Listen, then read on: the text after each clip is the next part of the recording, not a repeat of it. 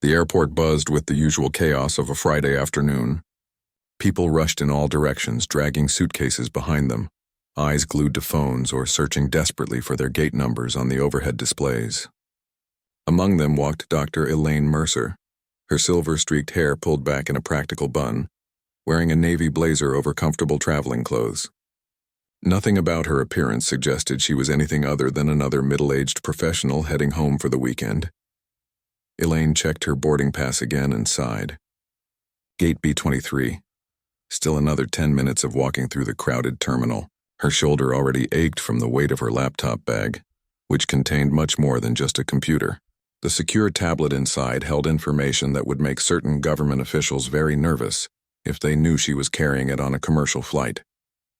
Should have sent a car, she muttered to herself, thinking of her colleague Thomas, who had insisted on military transport for his trip last month. But Elaine had always hated special treatment. 32 years working in aerospace engineering had taught her that blending in was often the smartest approach. As she reached her gate, the departure board flipped to delayed. Perfect. The murmur of disappointed sighs rippled through the waiting area.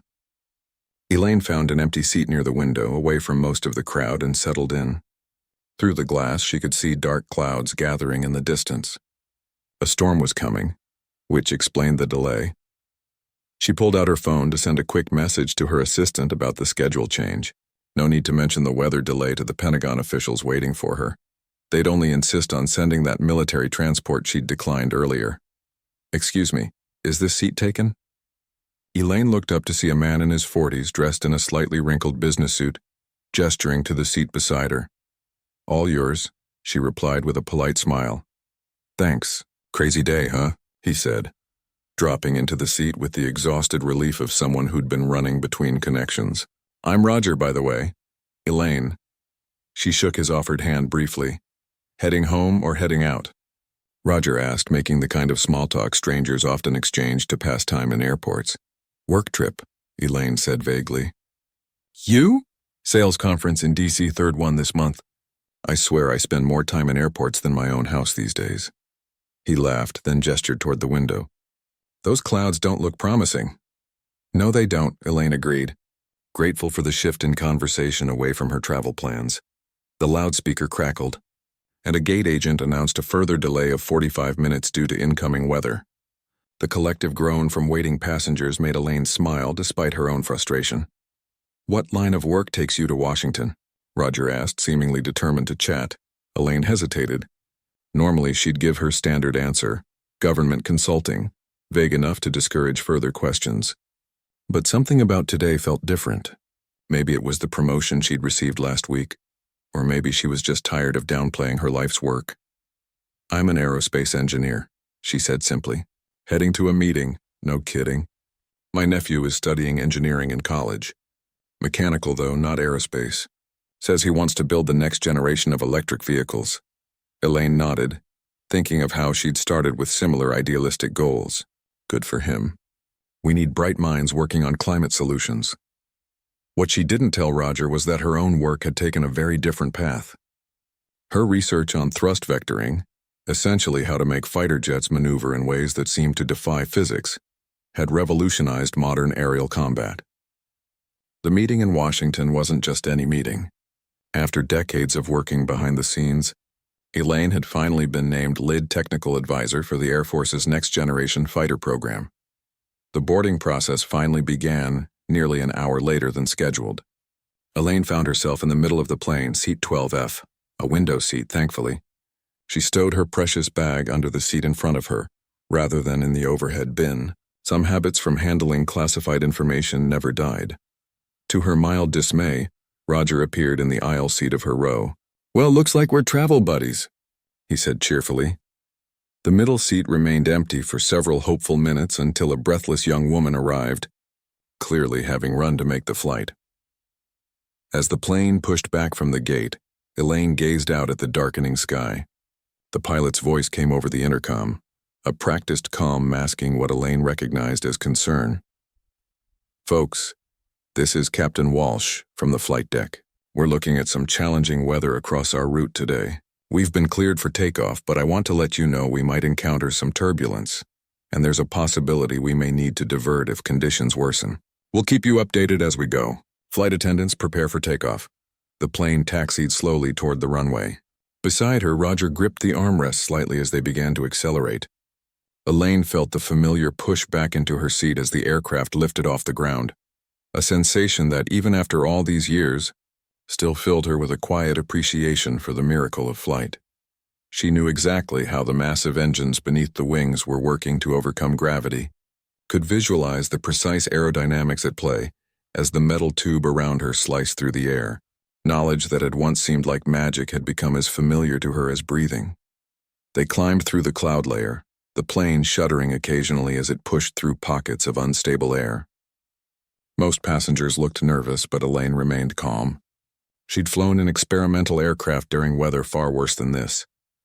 Once they reached cruising altitude, the flight attendants began their service. The young woman in the middle seat pulled out a novel, while Roger opened his laptop to review sales figures. Elaine declined a drink when offered and instead pulled out her tablet, carefully angling it away from her seatmates. The security protocols she followed were second nature after so many years.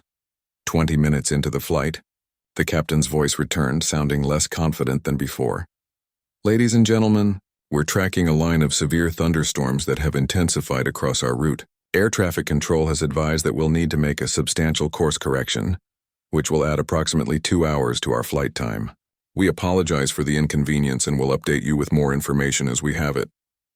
The cabin filled with sounds of disappointment, sighs, muttered complaints, and the clicking of phones as passengers messaged to adjust their plans. 2 more hours? Roger groaned. There goes my dinner reservation. Weather happens, Elaine said simply. In her world, schedules shifted constantly due to testing requirements, security concerns, and the unpredictable nature of developing cutting-edge technology. She returned to reviewing the technical specifications on her tablet, losing herself in the complex calculations and design modifications for systems most people didn't even know existed. The irony wasn't lost on her. The very aircraft she was helping to perfect could fly through this weather without a second thought. Yet here she sat, delayed by storms in a commercial airliner. The plane suddenly dropped, then shuddered violently as they hit unexpected turbulence. Drinks spilled, overhead bins rattled, and several passengers gasped. The seatbelt sign dinged back on immediately. Ladies and gentlemen, please return to your seats and fasten your seatbelts, the flight attendant announced, her voice steady but urgent as she herself quickly strapped into a jump seat. Elaine felt the aircraft bank sharply to the left, a more aggressive maneuver than pilots typically made with civilian passengers. Through her window, she could see the massive dark wall of clouds they were attempting to avoid. Lightning flashed inside them, illuminating the storm from within. The intercom crackled again. Folks, Captain Walsh again. We've encountered some more serious weather than anticipated. We're going to need to divert to an alternate airport. Flight attendants, prepare the cabin. Elaine knew this meant they were in for a bumpy ride. She secured her tablet in her bag and made sure it was firmly under the seat in front of her. Around her, people looked increasingly worried. Is this normal? The young woman in the middle seat asked, her book now forgotten in her lap. Perfectly, Elaine assured her. Pilots are incredibly well trained for these situations. Commercial aviation has redundant safety systems for everything. What she didn't say was that she recognized the tension in the captain's voice. This was more than a routine diversion. She glanced out the window again, assessing the storm system with the eye of someone who understood the physics of what they were facing. Little did Elaine know that this weather diversion would lead to much more than a delayed arrival. As the plane changed course, seeking a safe haven from the storm, she was unknowingly heading toward an encounter that would transform her from just another passenger in seat 12F into someone whose very title would command unexpected respect. The plane descended through layers of turbulent clouds, rocking from side to side as rain pelted the windows with increasing intensity. Elaine gripped her armrest, not from fear but from the instinctive reaction to the plane's movements. Most other passengers weren't handling it nearly as well. The young woman in the middle seat had her eyes squeezed shut, while Roger had gone completely pale. Ladies and gentlemen, the captain's voice came over the intercom, somehow maintaining professional calm despite the circumstances. We've been cleared for emergency landing at Andrews Air Force Base. This is standard procedure when civilian airports are experiencing severe weather conditions. Please remain in your seats with your seatbelts fastened. We expect to be on the ground in approximately 15 minutes. A murmur rippled through the cabin. Andrews Air Force Base wasn't a name most civilian travelers expected to hear as their destination. Military base? Roger asked, turning to Elaine with raised eyebrows. Is that normal? Not common, but not unheard of, she replied, her mind already racing ahead to the implications. Andrews was home to several classified aerospace projects she'd consulted on over the years. It was also where she was supposed to meet General Hartman tomorrow for the preliminary briefing before the Pentagon meeting. The universe had a strange sense of humor sometimes. The descent continued, rougher than usual as the pilots navigated through the storm. Elaine could visualize exactly what was happening in the cockpit. The rapid-fire communication with air traffic control, the constant adjustments to their approach, the monitoring of multiple systems simultaneously. She'd spent enough time in simulators to appreciate the skill it took. Through breaks in the clouds, she caught glimpses of the sprawling base below. Runways much longer than civilian airports needed, hangars sized for aircraft the public rarely saw, and the distinctive outlines of military planes parked in neat rows. For most passengers, this view meant little. For Elaine, it was like seeing her workplace from an unexpected angle. The landing was firm but controlled, the pilots bringing the aircraft down with precision, despite the challenging crosswinds. The collective sigh of relief from passengers was audible as the plane taxied away from the runway, following a military ground crew vehicle with flashing yellow lights. Folks, came the captain's voice again, we've landed safely at Andrews Air Force Base. I've been informed that due to the nature of this facility, there will be some special procedures to follow. Military personnel will be boarding shortly to provide instructions. Please have your identification ready and follow their directions carefully. We appreciate your cooperation and patience. Elaine felt a flutter of concern. Her laptop bag contained information about classified projects. Nothing she wasn't authorized to have, but explaining it to base security would be complicated. She pulled out her phone and quickly typed an email to her Pentagon contact, explaining the situation, then powered it off before the military boarding could begin. The cabin door opened a few minutes later, and 3 Air Force security personnel in blue uniforms entered, followed by a young officer with captain's bars on his shoulders. His posture was rigid, his expression professionally neutral as he addressed the passengers. Good afternoon. I'm Captain Chen from Andrews Air Force Base Security. Due to the unexpected nature of your arrival at a military installation, we'll need to implement standard security protocols. You'll be escorted to a holding facility where you can wait comfortably until arrangements can be made for your onward travel. Please have your identification ready and follow the instructions of my team. The deplaning process was orderly but tense. Military efficiency replaced the usual chaos of passengers scrambling for overhead bins. As Elaine waited her turn to exit, she kept her laptop bag close, mentally preparing for the questions she might face. When she reached the aircraft door, a young airman checked her ID with a handheld scanner. Name and purpose of travel, ma'am? Dr. Elaine Mercer. I'm traveling to Washington for meetings at the Pentagon. The airman's scanner beeped, which seemed different from the process for passengers ahead of her. He looked at his screen, then back at her with slightly widened eyes. One moment, ma'am. He stepped aside and spoke quietly into his radio. Elaine waited, aware of the growing line of increasingly impatient passengers behind her. Rain continued to pour outside, visible through the open door, where ground crew in yellow ponchos guided people toward waiting buses. The captain who had made the announcement earlier approached. Dr. Mercer? When she nodded, he continued in a lower voice. We'll need you to step aside for additional security verification. Standard procedure for DoD-affiliated personnel. He gestured toward a separate exit stair that had been wheeled up to the rear door of the aircraft. As Elaine followed the captain down the empty aisle toward the back of the plane, she noticed Roger watching with curiosity. She gave him a small shrug as if to say, "Government bureaucracy, what can you do?" The rain hit her full force as she descended the stairs, even with the young officer holding an umbrella over her. A covered military vehicle waited at the bottom, separate from the buses taking other passengers.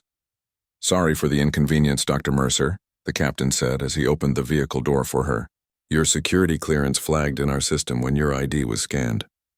Protocol requires different handling for individuals with your classification level. I understand, she said, climbing into the vehicle, though I wasn't expecting quite this level of attention for an emergency landing. Inside the vehicle, another officer waited, this one a bit older with the insignia of a major. Dr. Mercer, I'm Major Rivera. I understand you're here under unusual circumstances. Very unusual, she agreed. I was supposed to be on my way to D.C. Yes, ma'am. General Hartman's office has already been notified of your arrival. They're quite surprised to have you here a day early. There was a hint of amusement in his voice. The vehicle pulled away from the plane, driving not toward the main terminal buildings where the passenger buses were headed, but toward a more secure area of the base. Through the rain-streaked windows, Elaine could make out the massive hangars that housed aircraft undergoing maintenance or modification, possibly some she had helped design. Can I ask what's in your bag, ma'am? Major Rivera nodded toward her laptop case. Given your clearance level, technical specifications for the new thrust vectoring system on the F-22 upgrade, and some preliminary designs for the next-gen program. She met his gaze directly. All materials I'm authorized to have, Major, he nodded. Of course, Doctor. But we'll still need to verify that in a secure environment. I'm sure you understand. The vehicle stopped outside a nondescript building with no windows on its ground floor. 2 armed guards stood at attention despite the downpour. Major Rivera escorted her inside, through a security checkpoint where her bag was scanned by equipment far more sophisticated than anything found in commercial airports. They entered a small, austere room with a metal table and chairs. If you could wait here, Dr. Mercer. Someone from General Hartman's staff is already en route. Given the storm, it might be an hour or so. Elaine nodded, setting her bag on the table. Is there any way I could get some coffee while I wait? The major smiled, the first real break in his professional demeanor. I think we can manage that. Cream or sugar? Black is fine, thank you. Left alone, Elaine took a moment to gather her thoughts. The day had certainly taken an unexpected turn. What had started as a routine flight had landed her in a secure room at Andrews, with General Hartman's staff rushing to meet her. She pulled out her secure tablet, powering it on to review her notes for today's meeting. As the screen lit up, she opened a file containing the schematics for the modified thrust vectoring system she designed. The innovation allowed F-22 pilots to perform maneuvers that were previously thought impossible, giving American pilots a critical edge in aerial combat scenarios. It was this work that had earned her the promotion to lead technical advisor. The door opened and Major Rivera returned with coffee, followed by a young lieutenant whose eyes widened almost comically when he saw the schematics on Elaine's tablet. Dr. Mercer, the lieutenant said, his voice betraying his excitement. I'm Lieutenant Cooper. I work with the 94th Fighter Squadron here at Andrews. He hesitated, then added, Your thrust vectoring modifications saved my wingman's life during a training exercise last month. Elaine looked up, surprised. How so? Engine failure at low altitude, ma'am. The new emergency control system you designed gave him enough control authority to limp back to base instead of ejecting over the ocean. For the first time that day, Elaine felt a genuine smile spread across her face. This was why she did what she did. Not for recognition or titles, but for moments like this. For the pilots whose lives depended on her calculations being right. Little did she know that this chance encounter was just the beginning. As the storm continued to rage outside, a series of phone calls were being made across the base. Calls that would transform her unexpected detour into something much more significant. In just a few hours, the woman from Seat 12F would find herself face to face with the very pilots who flew the machines she had spent her life perfecting. Elaine sipped her coffee while Lieutenant Cooper gazed at her tablet with undisguised fascination. The young officer reminded her of herself 30 years ago, that same hunger to understand how things worked, that same excitement about aerospace innovation. It was refreshing. Those modifications to the thrust vectoring system, he said, pointing to a section of the schematic. They completely changed how we train for certain maneuvers. Some of the older instructors had to relearn their techniques. She nodded, pleased that her work had made such a direct impact. That was the intention. The old approach was based on outdated aerodynamic models. The airframe can handle much more than they originally thought.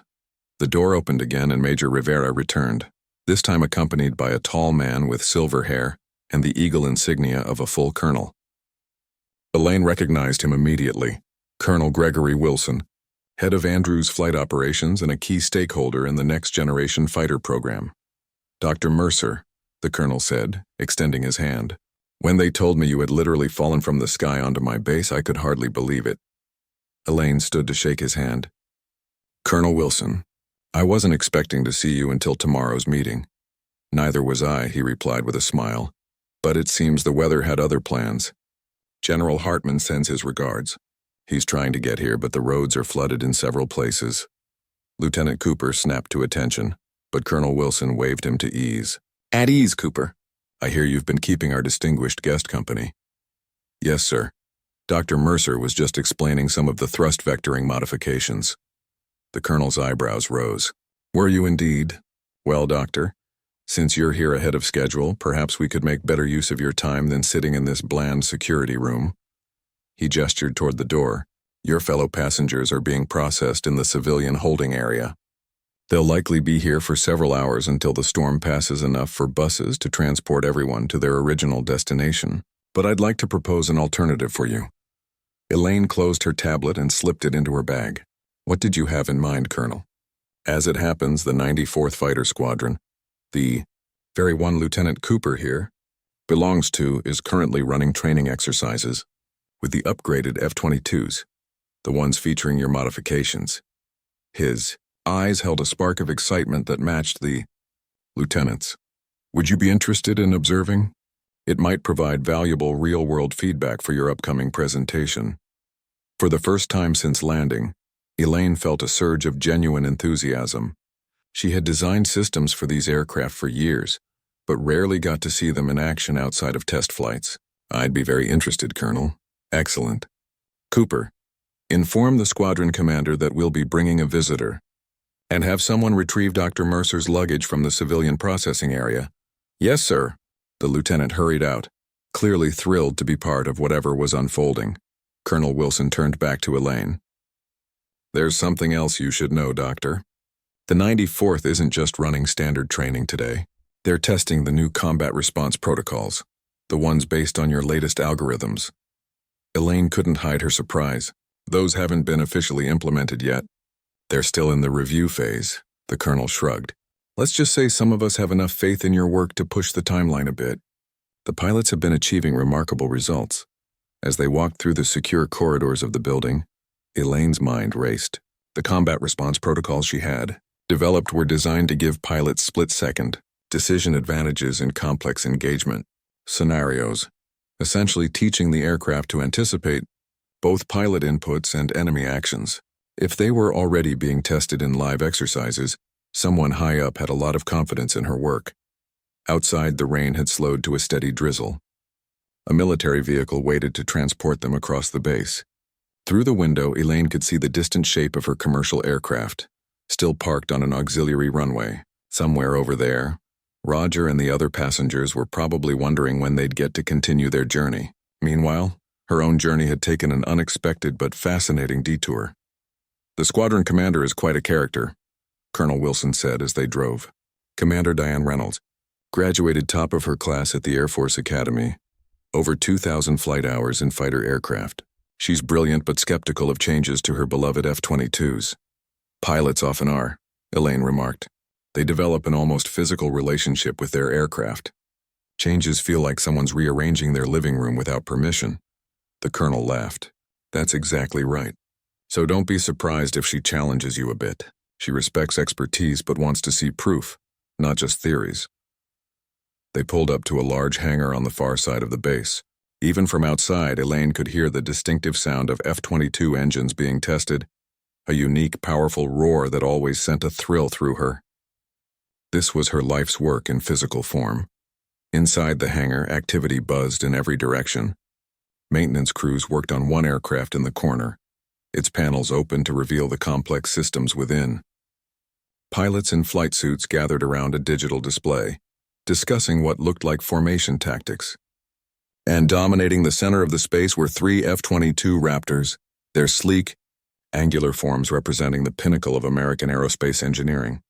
When they entered, a few heads turned, but most personnel continued their work, accustomed to senior officers moving through their space. A woman with short blonde hair and commander's insignia broke away from the group at the display and approached them.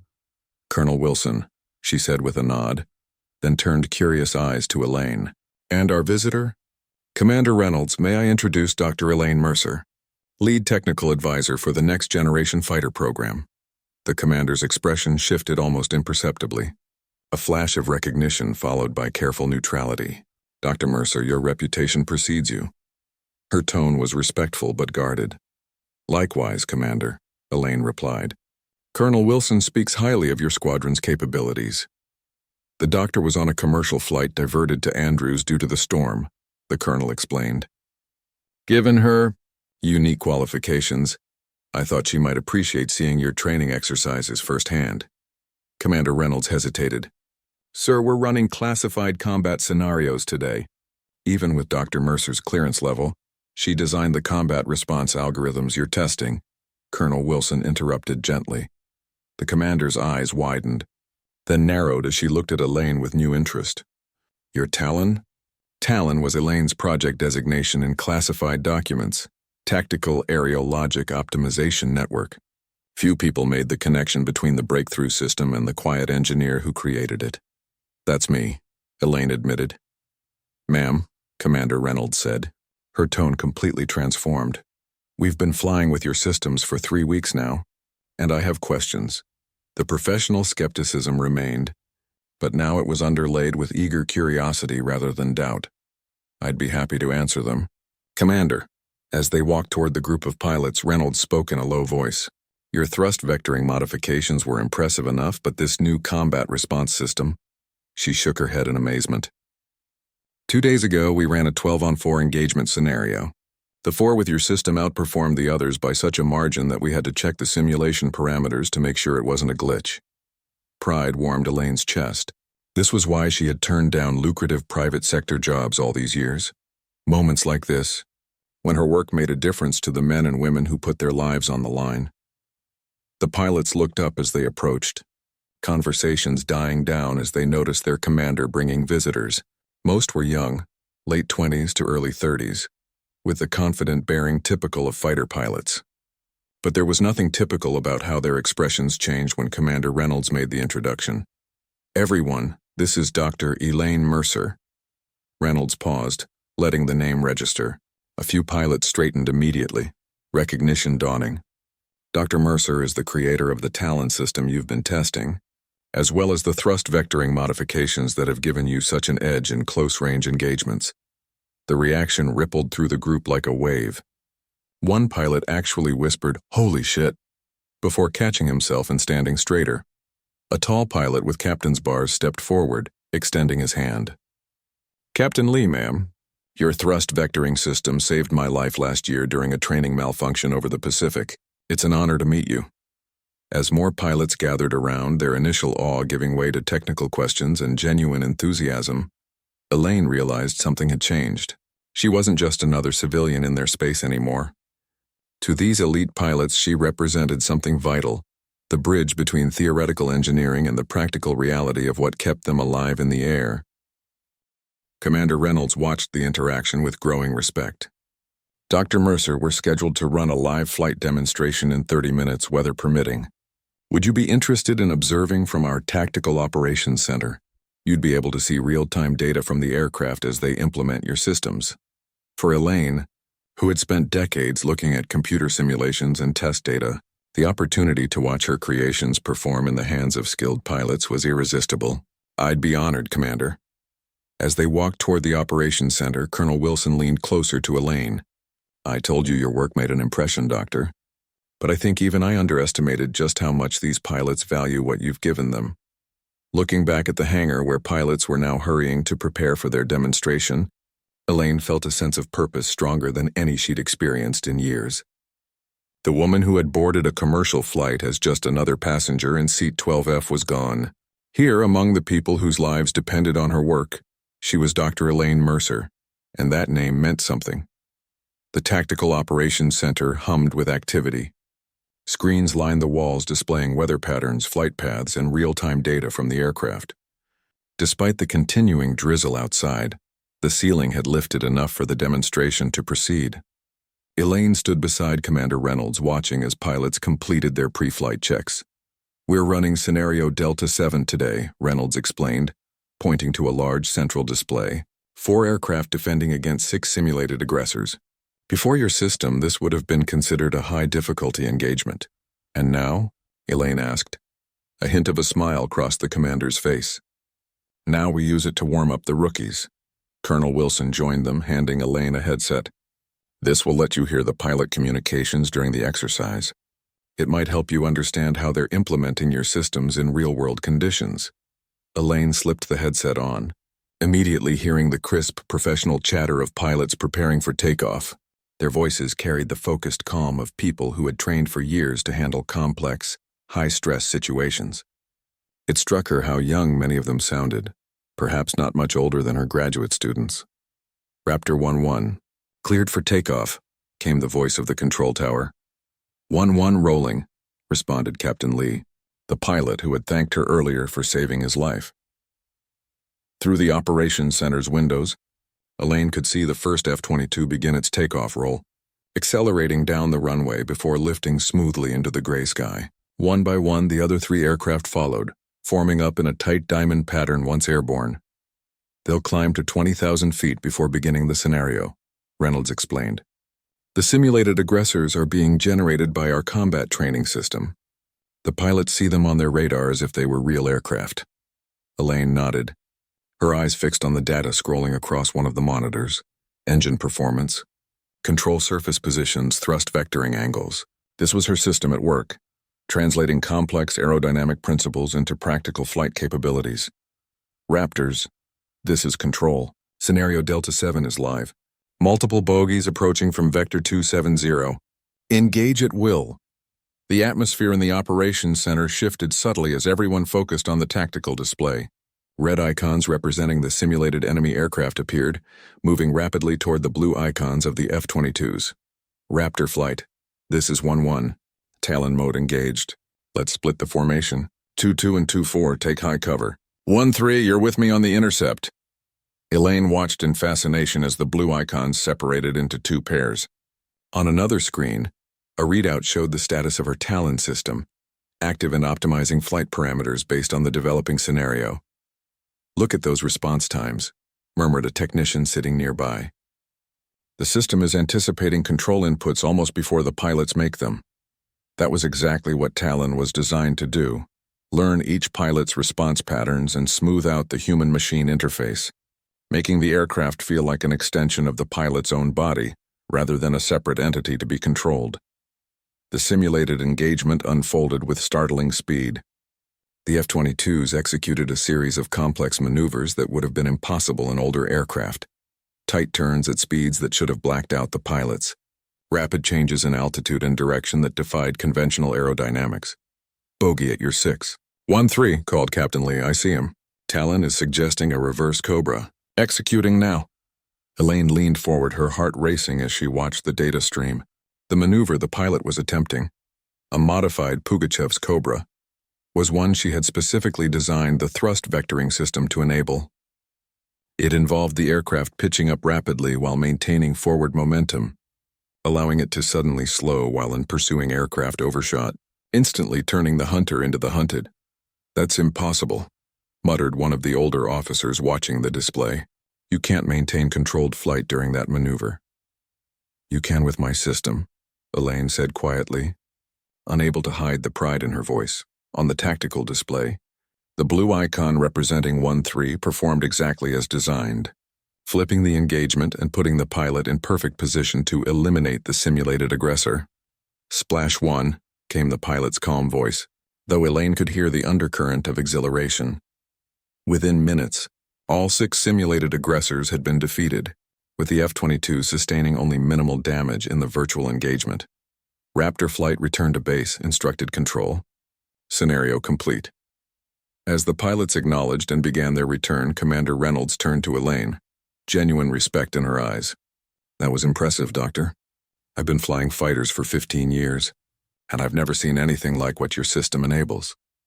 "The system only enhances what the pilots already know how to do," Elaine replied modestly. Reynolds shook her head. "No, What we just saw goes beyond enhancement.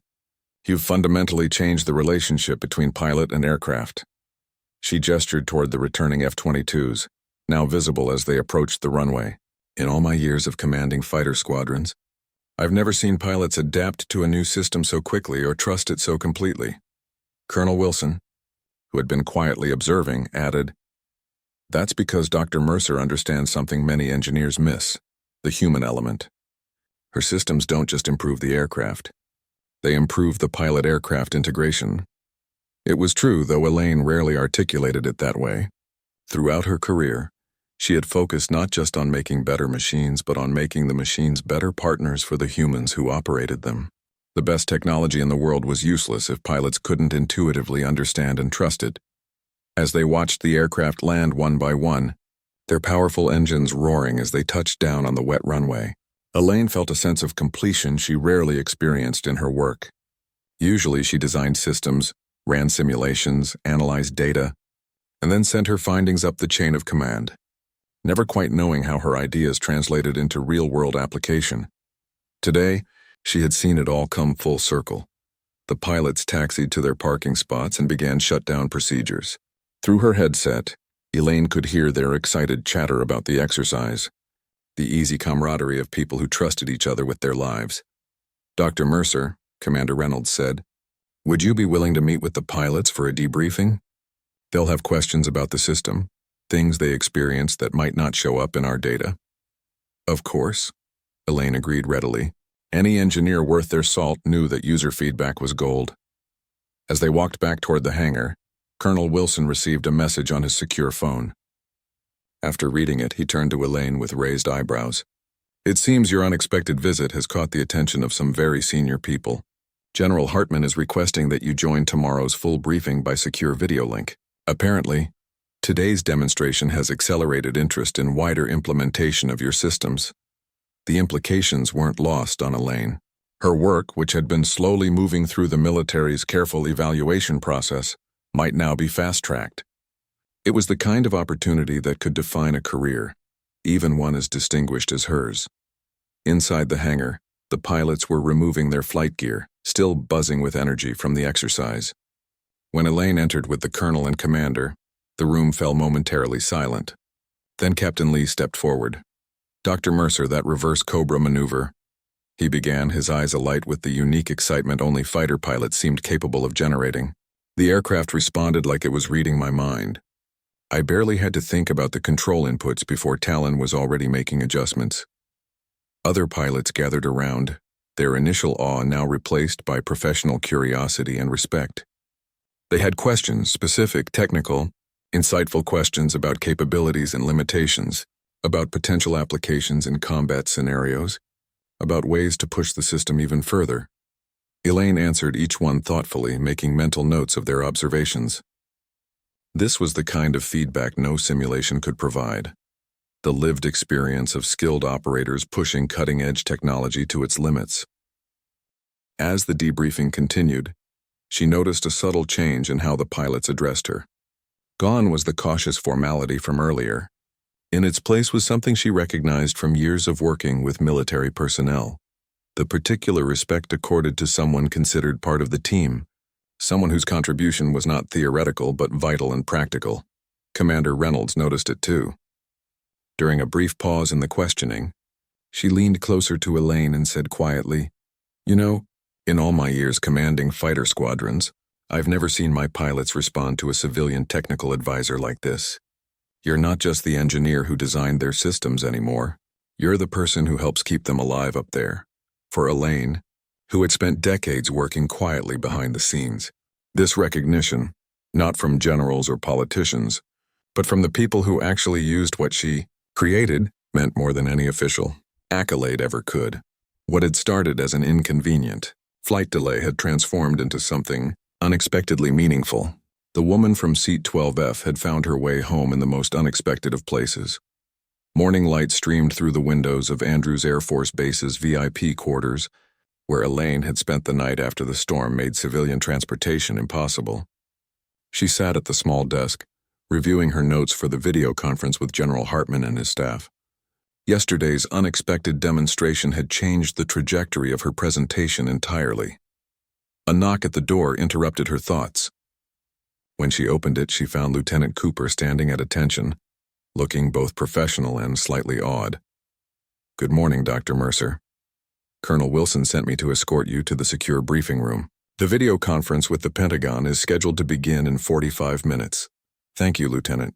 Give me just a moment to gather my things." As she collected her tablet and notes, Elaine reflected on how differently this day was unfolding compared to what she had planned. Instead of arriving at the Pentagon as just another technical advisor, in a room full of military brass and defense contractors, she would be joining from a position of demonstrated success. The pilot's enthusiastic feedback had given her work a credibility that no amount of simulation data could match. The base was fully operational this morning, with the storm having passed overnight. As they walked toward the administrative building, personnel moved purposefully in all directions. Unlike yesterday when she had been largely unnoticed, today Elaine received nods of recognition from officers and enlisted personnel alike. Word had spread quickly about the civilian engineer whose designs had so impressed the elite F-22 squadron. "The video feed is already being set up," Lieutenant Cooper explained as they entered the secure wing of the building. "General Hartman will be joining from the Pentagon with his full staff. Several other generals will be present as well. Apparently, yesterday's demonstration has generated significant interest." Elaine felt a flutter of nerves. She had presented to high-ranking officials before, but the stakes seemed higher now.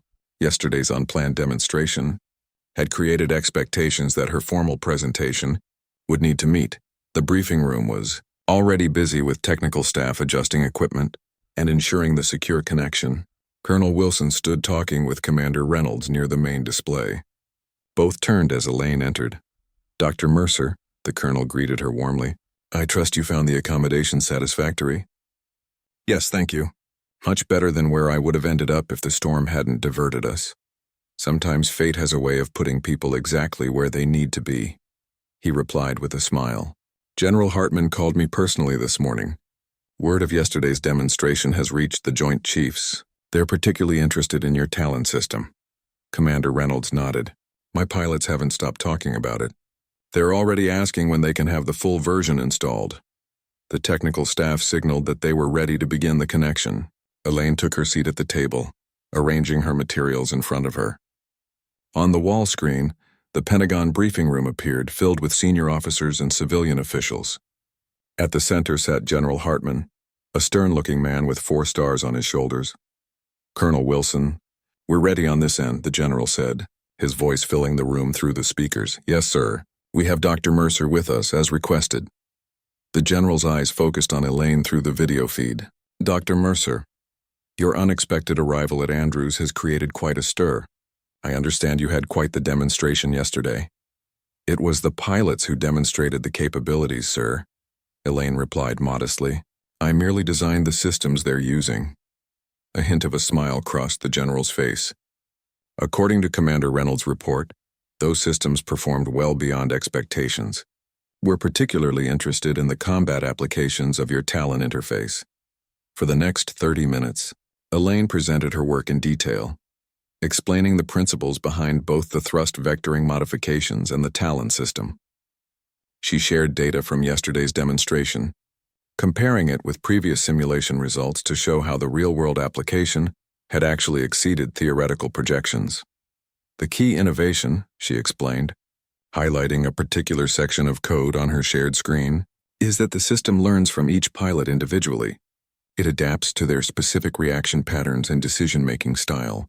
The longer a pilot uses it, the more seamlessly it integrates with their natural flying instincts."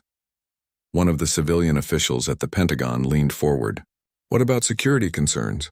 If the system is learning pilot behaviors, couldn't that data be compromised?" It was a good question, one Elaine had anticipated. The learning algorithms operate entirely within the aircraft's isolated systems. No data is transmitted externally, and the adaptive patterns are encrypted in a way that would be meaningless even if extracted. Each aircraft develops a unique relationship with its pilot that can't be transferred or copied. General Hartman nodded approvingly. "Dr. Mercer, Your work represents a significant advancement in our aerial combat capabilities. Based on yesterday's demonstration and your presentation today, I'm prepared to recommend immediate full implementation across all F-22 squadrons, with evaluation for the F-35 fleet to follow. Elaine couldn't hide her surprise. This kind of decision typically took months of committee reviews and bureaucratic hurdles. Thank you, General. That's faster than I anticipated. Sometimes seeing is believing, Doctor. Commander Reynolds' pilots were quite convincing.